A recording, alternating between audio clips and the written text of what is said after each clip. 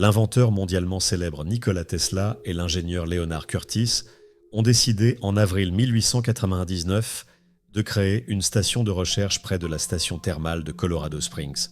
Bien qu'on leur ait promis un approvisionnement constant en énergie pour Tesla, le point le plus important était la possibilité d'étudier les fréquentes tempêtes électriques avec de puissants orages qui éclataient souvent dans la région de Colorado Springs. Bonjour, vous êtes sur la chaîne NSK Show et aujourd'hui vous découvrirez ce qui en est ressorti. La fureur électrique des cieux. Pour commencer, la proposition de création de la station de recherche venait de Curtis. Après l'avoir accepté, Tesla est arrivé à Colorado Springs avec quelques collaborateurs.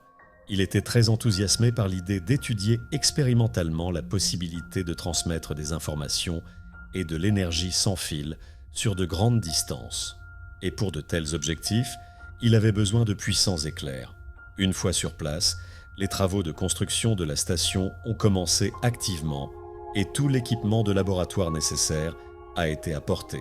Il n'a pas fallu longtemps avant que Nikola Tesla en sache déjà beaucoup sur les éclairs, tout en continuant d'être fasciné par la furie électrique des cieux.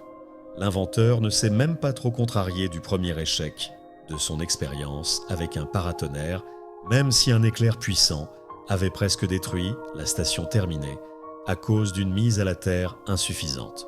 Bien sûr, c'était une intervention soudaine de la nature dans la construction du laboratoire. Cependant, Tesla a pu à ce moment-là tester ses propres hypothèses sur les processus d'accumulation de l'électricité atmosphérique. De plus, le chercheur a également remarqué un fait très inhabituel.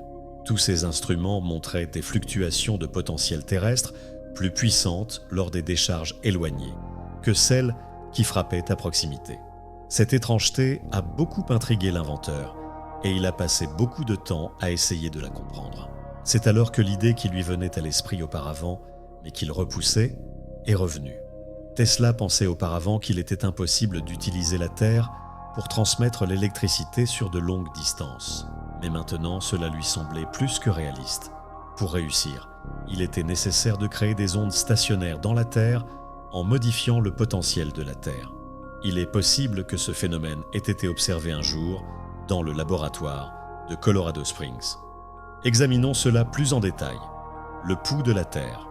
Depuis que la station de recherche a été connectée à la ligne électrique d'El Paso, Nikola a commencé à se préparer pour une expérience extrêmement importante et non moins dangereuse. Soit dit en passant, Tesla avait un assistant nommé Fritz Lowenstein qui a décrit cette expérience comme suit.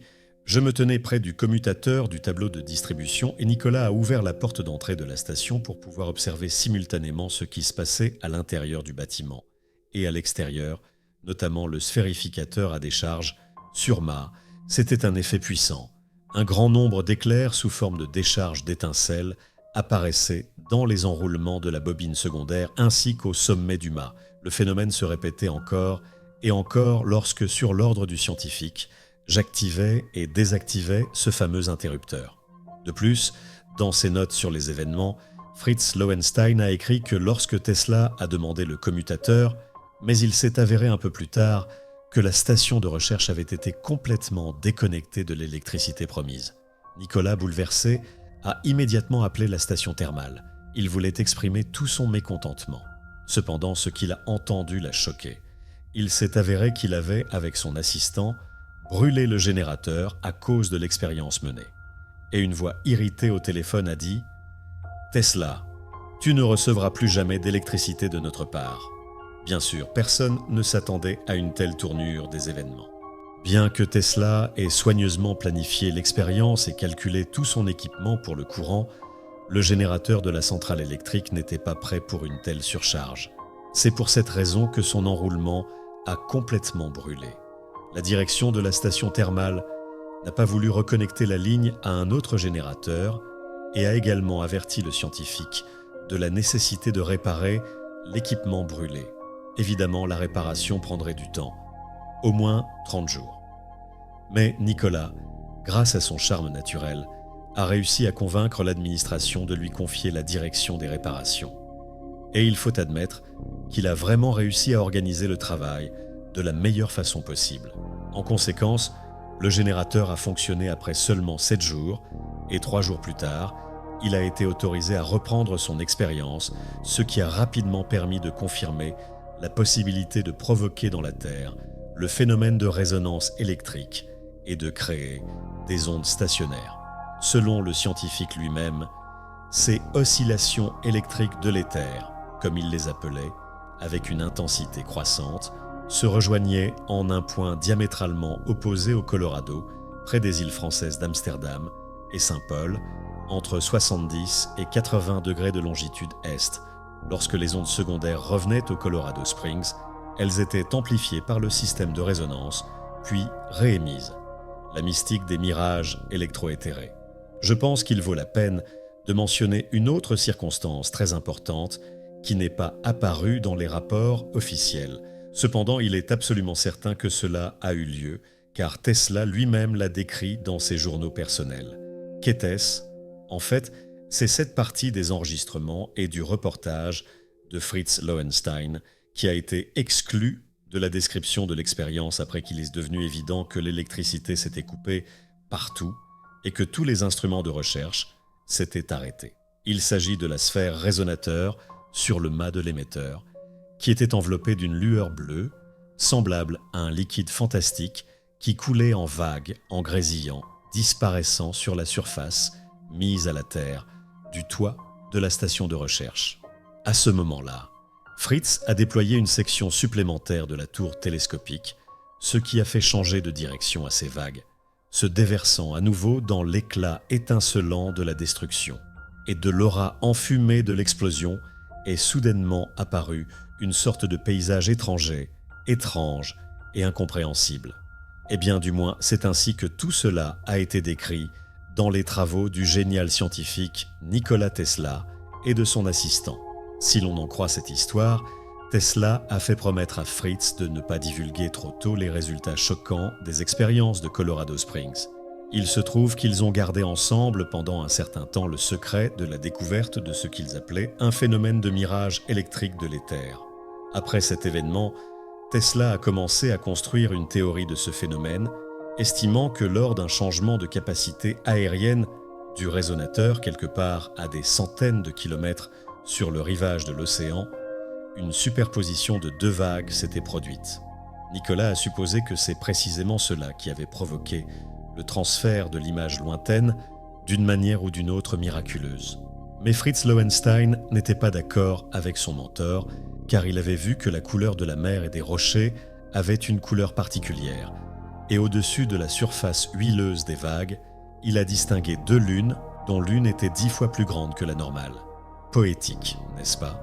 Mais en réalité, ce sont les mots réels du scientifique et de son assistant, consignés dans leurs journaux personnels. À propos de ce phénomène, Nikola Tesla a d'abord pensé que c'était une simple distorsion mirage d'un paysage réel de la côte ouest, strictement confidentiel. C'est à cette époque que Nikola Tesla a découvert pour lui-même des connaissances totalement inexplicables sur des phénomènes que personne n'avait jamais connus ni étudiés auparavant.